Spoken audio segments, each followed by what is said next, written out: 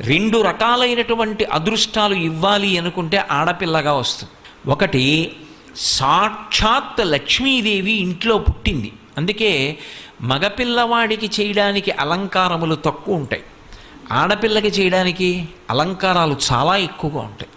ఆడపిల్ల ఇంట్లో తిరుగుతోందనుకోండి, లక్ష్మీదేవిది తిరిగినట్టే. ఒకటి, ఆ పిల్ల పుట్టిన వేళ, ఆ పిల్ల తిరిగిన వేళ సాక్షాత్ లక్ష్మీదేవి ఇంటికి వచ్చిందని గుర్తు. రెండు, ఆడపిల్ల పుట్టింది అంటే ఆ పిల్లని ఎక్కడికి చేరుస్తున్నారు?